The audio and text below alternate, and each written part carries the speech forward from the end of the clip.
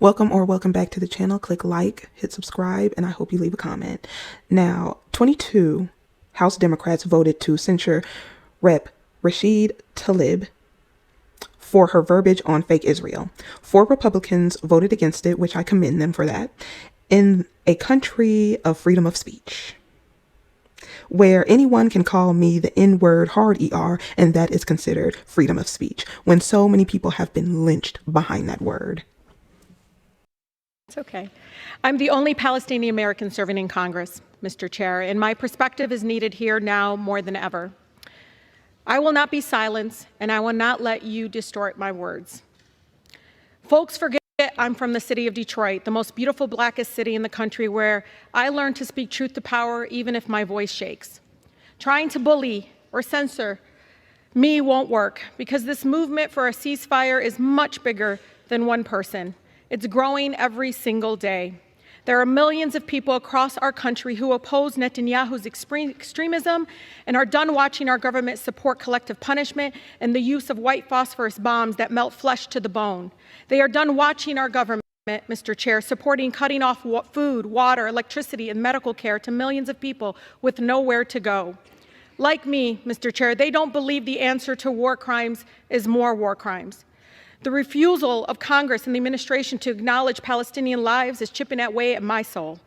Over 10,000 Palestinians have been killed. Majority were children. But let me be clear. My criticism has always been of the Israeli government and Netanyahu's actions. It is important to separate people and governments, Mr. Chair. No government is beyond criticism. The idea that criticizing the government of Israel is anti-Semitic sets a very dangerous precedent, and it's being used to silence diverse voices speaking up for human rights across our nation. Do you realize what it's like, Mr. Chair, for the people outside the chamber right now, listening in agony to their own government dehumanizing them? To hear the President of the United States we helped elect dispute death tolls as we see video after video of dead children and parents under rubble? Mr. Chair, do you know what it's like to fear rising hate crimes, to know how Islamophobia and anti-Semitism makes us all less safe, and worry that your own child might suffer the horrors that 6-year-old Wadia did in Illinois? I can't believe I have to say this, but Palestinian people are not disposable.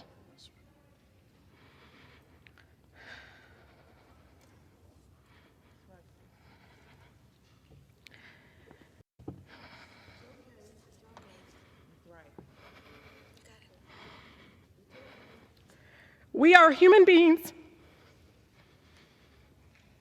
just like anyone else. My city, my grandmother, like all Palestinians, just wants to live her life with freedom and human dignity we all deserve. Speaking up to save lives, Mr. Chair, no matter faith, no matter ethnicity, should not be controversial in this chamber. The cries of the Palestinian and Israeli children sound no different to me. What I don't understand is why the cries of Palestinians sound different to you all. Now, the reason they wanted to censure her and voted to do it is because she used the word resistance in her statement on the Hamas attacks, is what they call them. She argued that the suffocating, dehumanizing conditions in Palestine led to the resistance, which I agree. A resistance is the appropriate word for this. And she said that Israel bombed the hospital in Gaza, which we know is true because they posted it and then took it down. And then the United States decided to lie for them. I'm not going to get all into that because other people have talked about this. They just are like, F it, and they don't care what people see. They just say this rhetoric and you're supposed to run with that. You cannot criticize Israel. There are so many companies that they are making get on board with supporting fake Israel. So yeah, like I said, you should look into the industries and those who run certain companies, a lot of companies, media, entertainment, banking, just all up and through America, and why it is the way it is and why they are calling out celebrities and everybody else to support it, and they're trying to strong arm people into doing it. But she used the what they call slogan, from the river to the sea, Palestinians will be free, calling for freedom and equality. And we can't have that. Hell, we don't have that in America with black folks. So they're not going to do that over there with the Palestinians. They're just not going to do it.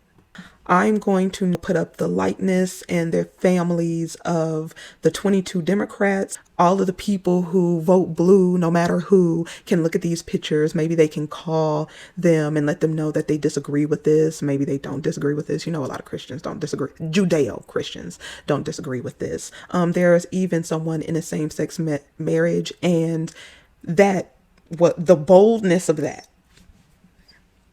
when they run around here with their rainbow flags and they talk about how they're discriminated against, censured her. Like, are you for real? Are you serious? But this just goes to show the lies, the gaslighting, and they will use you to push their agenda. But when it's time for them to step up for you, they're not going to do ish. And then at the end, I'm going to put the 4 commendable Republicans who voted not to, who actually believe in freedom of speech. The United States, fake Israel, and Britain are in agreement with disposing of these young children's lives. They are being called non-human. Pro-Israel people want to off all Palestinians and do not want to call for a ceasefire. This is their chance to wipe them out, quench their bloodlust, and take over completely. And this is a little bit about Benjamin Netanyahu, which that's not even his effing last name. But I'll go ahead and let this play out, and then you can go ahead and leave a comment. Let me know what you think. Do you agree with her being censured? Do you look at the Dixiecrats, the Democrats, for differently now? Or have you always known that they were the Dixiecrats in favor of slavery? But as far as fake Israel, there's a reason they want to censure everyone from speaking about this. But little do they know, nothing can stop the truth from getting out. And no matter what they do, it will all come spilling out at the end. And everybody will find out who they are, why they did what they did, and everything is breaking down. Even the United States is crumbling from the inside, as I said many, many years ago was going to happen. But I'll go ahead and play this little bit about Netanyahu, and I will see you in the next one. Benzion Mileikowsky, father of Benjamin Netanyahu. Really, Benjamin Mileikowsky. Netanyahu was born in 1949 in Tel Aviv. His mother, Silas Siegel, 1912-2000, was born in Petah Tikva in the Ottoman Empire's Mutasarrafate of Jerusalem, and his father, Warsaw-born Benzion Netanyahu, Mileikowsky, 1910-2012, was a historian specializing in the Jewish Golden Age of Spain. Netanyahu's paternal grandfather, Nathan Mileikowsky, was a rabbi and Zionist writer. When Netanyahu's father emigrated to Israel, he Hebraized his surname from Mileikowsky to Netanyahu, meaning God has given. While his family is predominantly Ashkenazi, he has said that a DNA test revealed him to have some Sephardic ancestry. He claims descent from the Vilna Jain,